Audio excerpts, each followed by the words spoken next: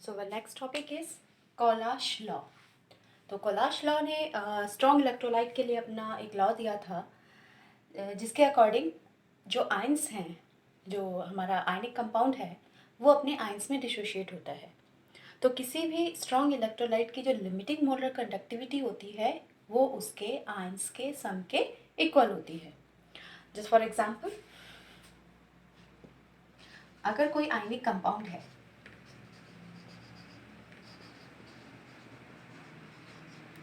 तो वो दो चीज़ों से मिलके बना होगा. पहला कैटाइन और दूसरा एनायन. Example NaCl. NaCl अगर डिसोशिएट होता है तो Na पॉजिटिव और Cl नेगेटिव में वो टूट जाता है. यानी आयनिक कंपाउंड जो है वो 100% अपने आयंस में कन्वर्ट हो जाता है. तो कोलाश लॉ के अकॉर्डिंग आयनिक कंपाउंड की स्ट्रॉन्ग इलेक्ट्रोलाइट है, लिमिटिंग मोलर कंडक्टिविटी उसके आयंस के लिमिटिंग मोलर कंडक्टिविटी के सम के इक्वल होती है. Limiting molar conductivity of ionic compound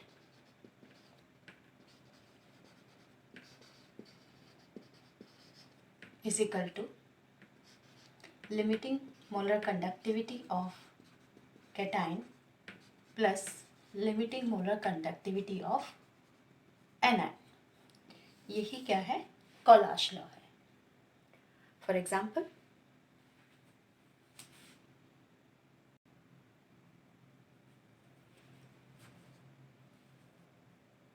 अगर हमें NaCl की limiting molar conductivity find out करनी है तो NaCl अपने आयंस में टूटेगा, यानी इंडिविजुअल आयंस का जो लिमिटिंग मोलर कंडक्टिविटी है उनके सम को हम क्या कहेंगे?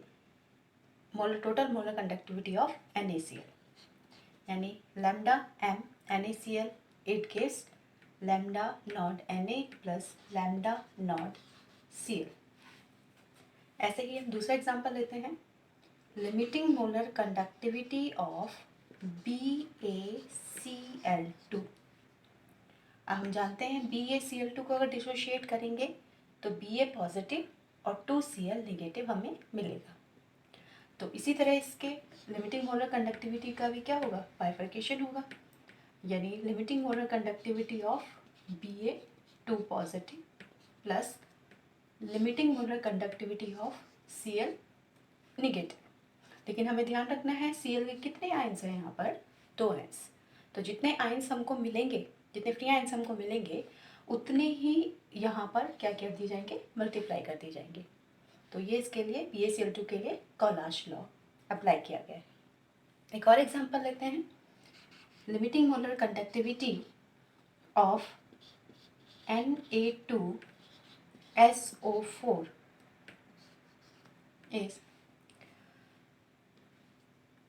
अगर Na2SO4 को डिसोशिएट करें तो दो आयंस हमको Na पॉजिटिव के मिलते हैं और एक आयन हमको SO4 नेगेटिव 2 नेगेटिव का मिलता है. तो limiting molar conductivity of Na positive ion, क्योंकि इसके दो आयन मिल रहे हैं तो इसे हम 2 से मल्टीप्लाई करेंगे plus limiting molar conductivity of SO4 2 negative. ये हमने Na2SO4 के लिए कोलाश लॉ अप्लाई किया हुआ है. तो इन जनरल हम क्या बोल सकते हैं कि किसी भी स्ट्रॉन्ग इलेक्ट्रोलाइट जो है आयनिक कंपाउंड की जो लिमिटिंग मोलर कंडक्टिविटी है वो उसके आयंस के लिमिटिंग मोलर कंडक्टिविटी की सम के इक्वल होगा. या हम कह सकते हैं कि जिन दो आयनों के दो या दो से ज़्यादा आयनों के कंट्रीब्यूशन से कोई आयनिक कंपाउंड बना है उसके टोटल सम, जो उसका टोटल सम उस कंपाउंड के लिमिटिंग मोलर कंडक्टिविटी के इक्वल होगा.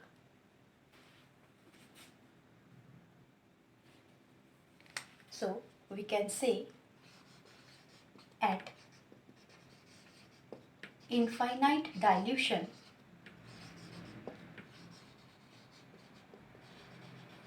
when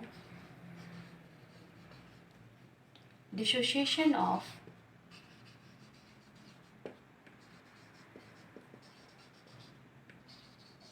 electrolyte complete, each ion makes a definite contribution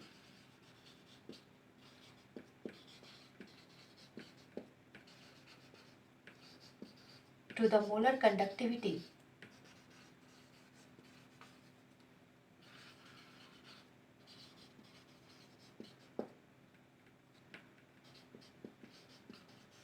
of electrolyte.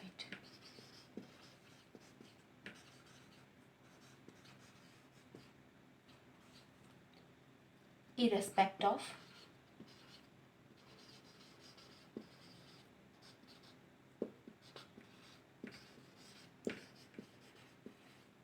the nature of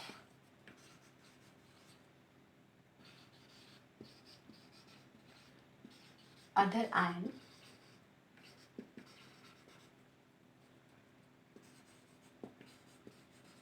with which it is associated. At infinite dilution, when dissociation of electrolyte completely, when dissociation of electrolyte completely का मतलब कि हमारा जो electrolyte है वो strong होना चाहिए, क्योंकि स्ट्रॉन्ग होगा तभी उसका कंप्लीट डिसोसिएशन होगा. Each ions make the definite contribution to the molar conductivity of electrolyte. Her ion देखो, क्योंकि हम जानते हैं कि कैटाइन और एनाइन दोनों को मिलकर ही टोटल लिमिटिंग मोलर कंडक्टिविटी को वो उसके बराबर हो रही है. तो इसीलिए each ion make a definite contribution. Her ion important है, हर आयन की वैल्यू जो है इंपॉर्टेंट है. ऐसा नहीं है कि हम कैटाइन ले लें, एनाइन को छोड़ दें. कैटाइन, एनाइन और जितने भी आयन हैं उन सब का टोटल जो है वो लिमिटिंग मोलर कंडक्टिविटी को बना रहा है. To the molar conductivity of electrolyte irrespective to the nature of the other ions which it is associated.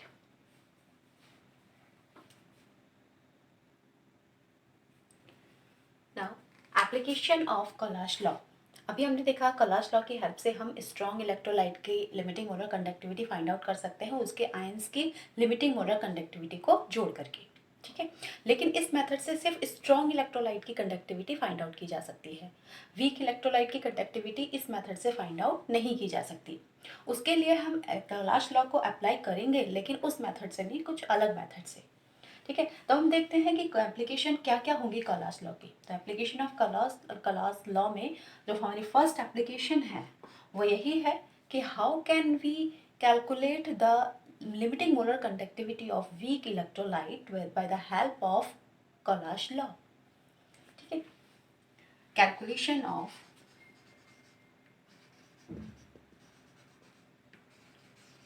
limiting molar conductivity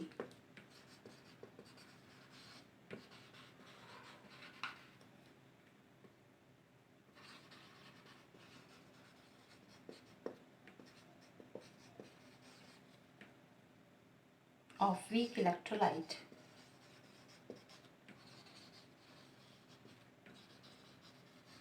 तो वीक इलेक्ट्रोलाइट की मोलर कंडक्टिविटी हम इस मेथड से कैसे फाइंड आउट करते हैं. जैसे कि एग्जांपल एक लेते हैं हम एसिटिक एसिड का.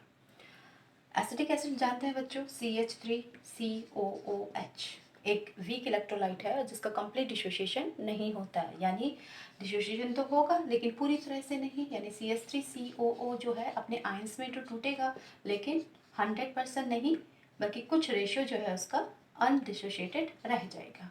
ठीक है, तो हमको डिसोसिएशन के बाद ये फ्रैक्शंस मिलेंगे जिसमें CH3COH के भी कुछ फ्रैक्शंस होंगे और कुछ फ्रैक्शंस एसीटेट के और कुछ हाइड्रोजन आयन के भी इसमें फ्रैक्शंस प्रेजेंट होंगे. अब अगर हमें इसकी limiting molar conductivity find out करनी है तो यहाँ हम कॉलाश लॉ को अप्लाई कर सकते हैं. किस तरीके से? Suppose limiting molar conductivity of CH3COOH it gives limiting molar conductivity of CH3COO negative plus limiting molar conductivity of H positive, क्योंकि ये दोनों जो हैं ये वीक इलेक्ट्रोलाइट हैं। अब इनकी वैल्यू हमको नहीं दी होगी क्वेश्चंस में, क्योंकि वीक इलेक्ट्रोलाइट के लिए कोई कलाश लॉ हम इसमें फॉलो नहीं करता है, तो इसकी कोई वैल्यू यहाँ पर दी नहीं होगी। हमें इनको स्ट्रॉन्ग इलेक्ट्रोलाइट में कन्वर्ट करना है with the help of Kohlrausch law. तो इसको स्ट्रॉन्ग इलेक्ट्रोलाइट में कन्वर्ट करने के लिए हम इसमें कोई ऐसा इलेक्ट्रोलाइट प्लस भी करेंगे और माइनस भी करेंगे जिससे ये स्ट्रॉन्ग इलेक्ट्रोलाइट बन जाए। जैसे CH3COOH को स्ट्रॉन्ग इलेक्ट्रोलाइट बनाने के लिए हम इसमें NaCl को ऐड भी करते हैं और NaCl को सब्सट्रैक्ट भी करते हैं। Now add and subtract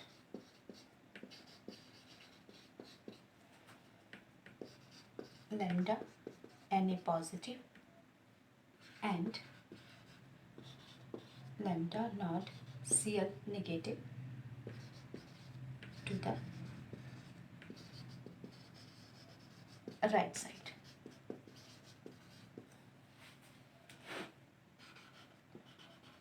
Limiting molar conductivity of CH3COOH is limiting molar conductivity of CH3COO negative plus limiting molar conductivity of H positive plus limiting molar conductivity of Na positive plus limiting molar conductivity of Cl negative and minus limiting molar conductivity of Na positive minus limiting molar conductivity of Cl negative. तो यहाँ हमने इस Na positive और Cl negative को plus भी किया है और इन दोनों को माइनस भी किया है। अब देखो CH3COOH और Na, इन दोनों को एक साथ ले जाएं, CH3COO नेगेटिव और Na, तो हमारा एक स्ट्रॉन्ग इलेक्ट्रोलाइट इन दोनों के मिलने से बन जाता है,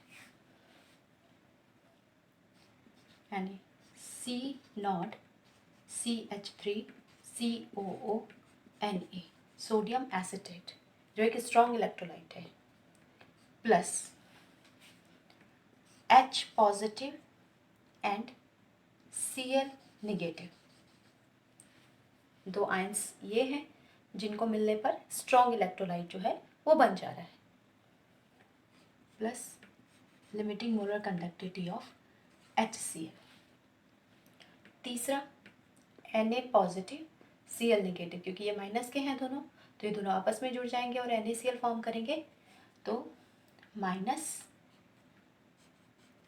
limiting molar conductivity of NaCl। तो अब हमारे पास तीन इलेक्ट्रोलाइट हो गए और तीनों ही क्या है, स्ट्रॉन्ग इलेक्ट्रोलाइट हैं, और जिनकी वैल्यूज़ जो है वो गिवन होंगी क्वेश्चन में, और इनको जोड़कर और सब्सट्रैक्ट करके हम अब limiting molar conductivity of acetic acid find out कर सकते हैं।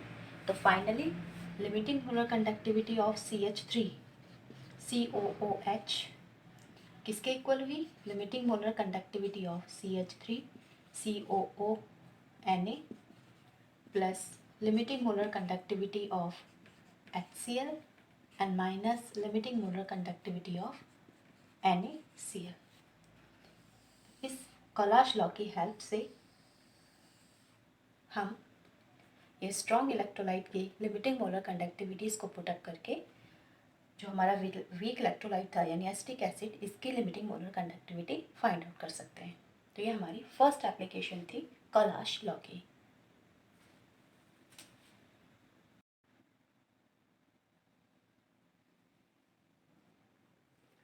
So our second application is calculation of degree of dissociation of weak electrolyte, यानी इलेक्ट्रोलाइट वीक इलेक्ट्रोलाइट की डिग्री ऑफ डिसोसिएशन कितना हुआ है वो भी हम कलॉश लॉ की हेल्प से फाइंड आउट कर सकते हैं। कलॉश लॉ ने ही इनके लिए फॉर्मूला दिया था। तो डिग्री ऑफ डिसोसिएशन यानी alpha is equal to lambda M C upon lambda M naught. यहाँ लैम्डा एम सी क्या रिप्रेजेंट कर रहा है, molar conductivity at given concentration upon limiting molar conductivity. Zero क्या रिप्रेजेंट कर रहा है? जीरो कंसंट्रेशन पर. तो जीरो कंसंट्रेशन पे जो मोलर कंडक्टिविटी होती है उसको हम क्या बोलते हैं? Limiting molar conductivity. तो लिमिटिंग मोलर कंडक्टिविटी और ये गिवन कंसंट्रेशन पर लिमिटिंग मोलर कंडक्टिविटी दी हुई है. तो डिग्री ऑफ डिसोसिएशन किसके इक्वल होगा? Ratio of, so degree of dissociation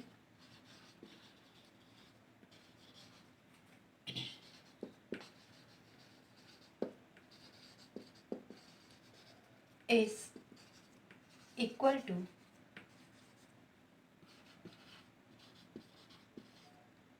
the ratio of molar conductivity at given concentration and limiting molar conductivity, where alpha is equal to degree of dissociation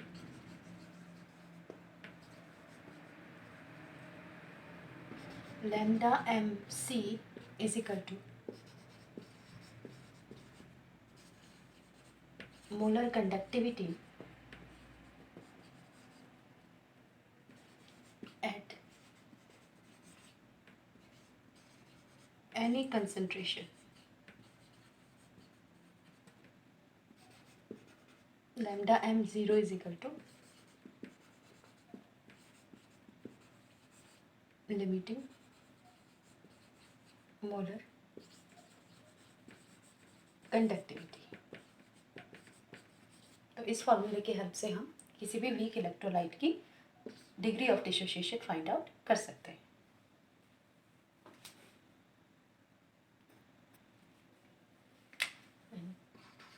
third application is calculation of dissociation constant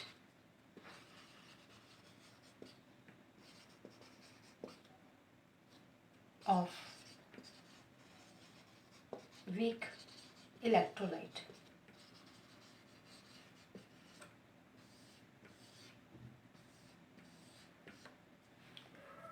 इसकी help से हम weak electrolyte की dissociation constant भी find out कर सकते हैं. Dissociation constant को हम कैपिटल के से रिप्रेजेंट करते हैं. इसके लिए जो फॉर्मूला होता है वो होता है K is equal to C alpha square upon 1 minus alpha.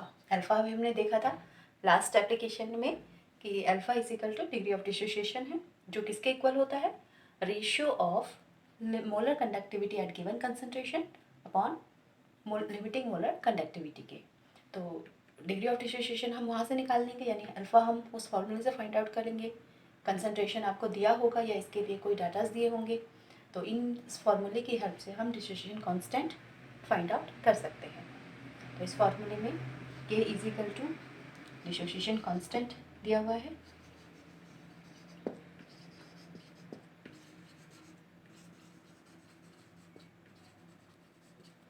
C is equal to हम जानते हैं concentration,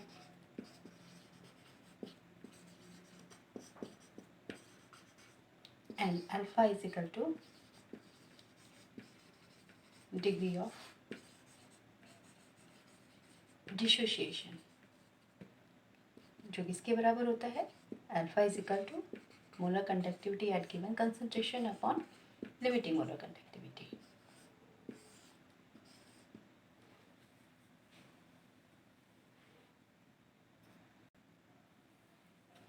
Now, fourth application is determining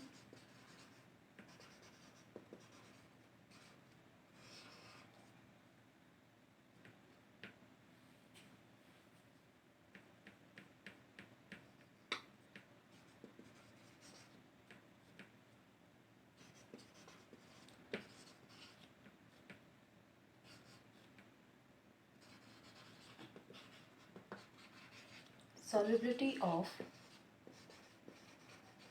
sparingly soluble salt.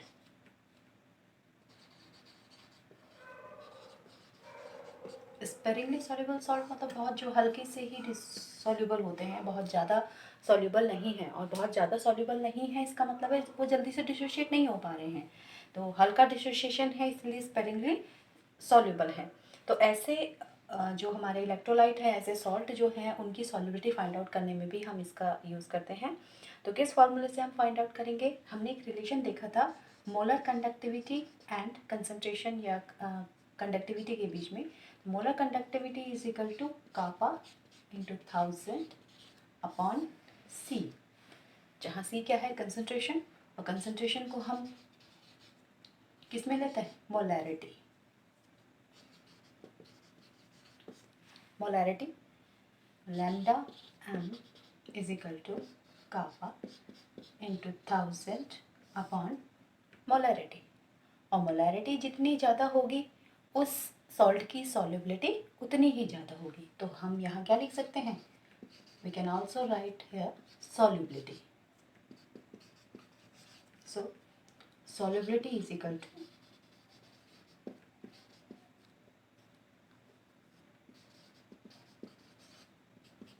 Kappa into 1000 upon limiting molar conductivity. तो इस फॉर्मूले से हम किसी भी स्पेरिंगली सॉल्युबल साल्ट की सॉल्युबिलिटी फाइंड आउट कर सकते हैं। Where kappa is equal to conductivity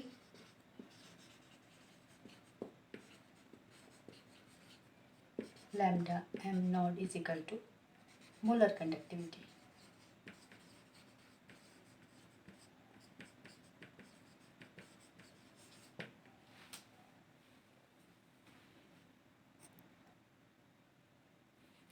तो हम देखा कि किस तरीके से कॉलाश लॉ की हेल्प से हम वीक इलेक्ट्रोलाइट की कंडक्टिविटी या मोलर कंडक्टिविटी या डिग्री ऑफ डिसोसिएशन या डिसोसिएशन कांस्टेंट फाइंड आउट कर सकते हैं। एक बार हल्का सा रिवाइज करते हैं। तो पहली एप्लीकेशन हमारी क्या थी कि कॉलाश लॉ की हेल्प से हम वीक इलेक्ट्रोलाइट की लिमिटिंग मोलर कंडक्टिविटी भी फाइंड आउट कर सकते हैं। फॉर एग्जांपल CH3COOH जो वीक इलेक्ट्रोलाइट है उसको हम स्ट्रॉन्ग इलेक्ट्रोलाइट में कन्वर्ट करेंगे with the help of Kohlrausch law, और इसकी limiting molar conductivity find out कर सकते हैं। दूसरी application degree of dissociation.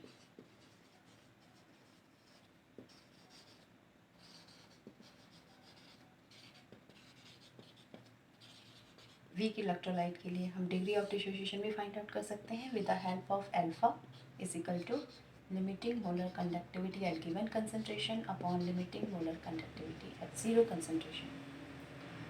Third, dissociation constant.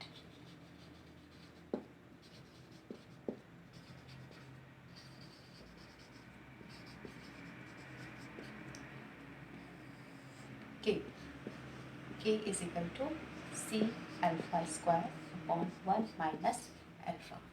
And fourth application, solubility. इससे हम solubility भी फाइंड आउट कर सकते हैं। किस फॉर्मूले से? solubility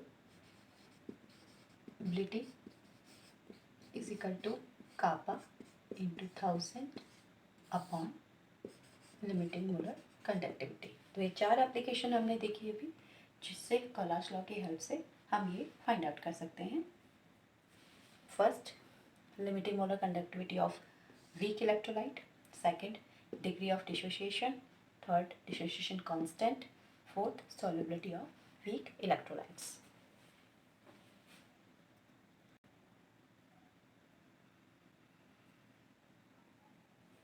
Now let us take an example.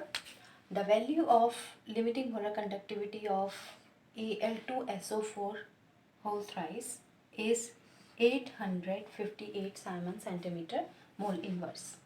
यानी limiting molar conductivity of Al2SO4 का whole thrice दिया हुआ है 858 Simon centimeter square mole inverse. Then while limiting molar conductivity of SO4 to negative is 160, यानी limiting molar conductivity of SO4 to negative दिया हुआ है 160 Simon centimetre square mole inverse. Calculate the limiting molar conductivity of aluminium ion Al3 positive ion की molar conductivity हमको find out करनी है। तो Al2SO4 सबसे पहले देखें तो ये स्ट्रॉन्ग इलेक्ट्रोलाइट है। तो स्ट्रॉन्ग इलेक्ट्रोलाइट के लिए हम सीधे कॉलाश लॉ अप्लाई कर सकते हैं। तो according to Kohlrausch law the limiting molar conductivity of Al2SO4 का whole thrice is equal to limiting molar conductivity of Al3 positive, क्योंकि इसके 2 आयन्स हैं तो 2 से इसको मल्टीप्लाई कर देंगे, plus limiting molar conductivity of SO4 2 negative, और इसके कितने आयन्स हमको मिल रहे हैं 3 आयन्स, तो इसको हम 3 से मल्टीप्लाई कर देंगे। आयन्स को हमें पहले काउंट कर लेना है कि कितने आयन्स हैं, क्योंकि फॉर्मूला क्या है Al2SO4 का होल थ्राइस। Al के 2 आयन हैं और SO4 के 3 आयन हैं, तो उतने ही नंबर से यहाँ पर मल्टीप्लाई हो जाएगी। अब इनकी वैल्यूज़ रखने पर हमारे पास गिवन है Al2SO4 की लिमिटिंग मोलर कंडक्टिविटी और SO4 2 निगेटिव की लिमिटिंग मोलर कंडक्टिविटी, और हमें फाइंड आउट करनी है Al3 प्लस की limiting molar conductivity. Value put करने पर 858 इट गिव्स 2 लैम्डा m ए, ये हमें फाइंड आउट करना है, प्लस 3 इंटू 160, ये हमने वैल्यूज़ पुट कर दी हैं।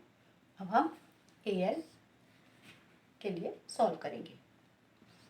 2Al0 Al3 positive is equal to 858 minus 3 into 160, यानी 2 naught A aluminium it gives 378 siemens centimetre square mole inverse. Limiting molar conductivity of Al3 positive is 378 by 2. It gives 189 Simon centimeter square mole inverse. This is the answer.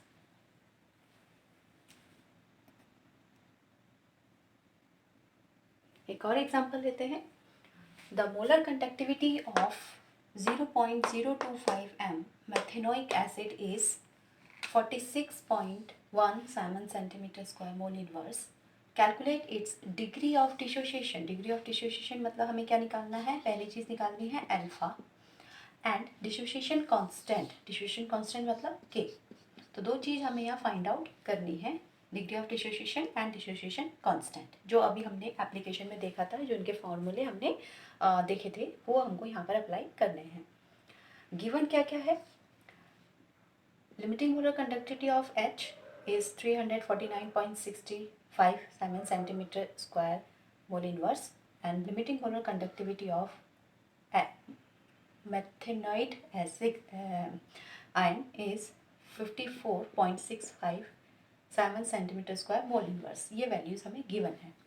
तो सबसे पहले हमने देखा था अभी पीछे कि अल्फा इज इक्वल टू क्या था, limiting molar conductivity at given concentration upon limiting molar conductivity eight 0 concentration. ठीक है, तो यहाँ पर लिमिटिंग मोलर कंडक्टिविटी एक हमको दी हुई है 46.1, और ये किस कंसंट्रेशन पर है, 0.025 मोलरिटी पर है। इसका मतलब क्या चीज़ हमको दी हुई है, limiting molar conductivity at given concentration हमको दिया हुआ है 46.1 Simon centimetre square mole inverse, ये हमको दिया हुआ है क्वेश्चन में। सेकेंड चीज़ गिवन कंसंट्रेशन पे दी हुई है, लिमिटिंग मोलर कंडक्टिविटी हम फाइंड आउट करेंगे with the help of these ions molar conductivity. तो इन दोनों की मोलर कंडक्टिविटी को अगर जोड़ दें तो हमें इसकी limiting molar conductivity find out हो जाएगी। तो सबसे पहले हम क्या करेंगे, limiting molar conductivity of methanoic acid find out करेंगे, CH3 it gives limiting molar conductivity of HCO negative plus limiting molar conductivity of H positive, that is 349 0.65 plus 54.65, it gives 404.30 Simon centimetre square mole inverse. ये हमारी जो limiting molar conductivity निकल के आई है वो HCOO की आई है। अब हम फॉर्मूला अप्लाई करेंगे डिग्री ऑफ डिसोसिएशन का। Degree of dissociation is equal to limiting molar conductivity at given concentration upon limiting molar conductivity at zero concentration, यानी लिमिटिंग मोलर कंडक्टिविटी। तो limiting molar conductivity at given concentration हमको दी हुई है कितनी, 46.1 upon limiting molar conductivity अभी हमने निकाली है 404.30। इसको सॉल्व करके हमारा जो डिग्री ऑफ डिसोसिएशन आएगा वो 0.114 जो है हमारा डिग्री ऑफ डिसोसिएशन आ रहा है। सेकेंड चीज़ जो हमें निकालनी है वो है डिग्री ऑफ डिसोसिएशन कांस्टेंट यानी के। तो के लिए फॉर्मूला हमने देखा था वहाँ पर C alpha square upon 1 minus alpha. Alpha भी हमने निकाला है degree of dissociation. Concentration C हमको दी हुई है क्वेश्चन में 0.025, ये कंसंट्रेशन गिवन है।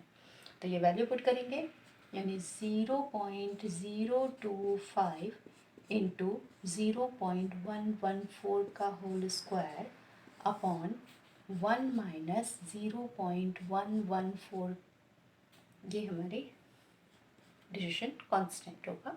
इसको सॉल्व करके हमारा आएगा 3.67 इंटू 10⁻⁻⁴ इसका आंसर।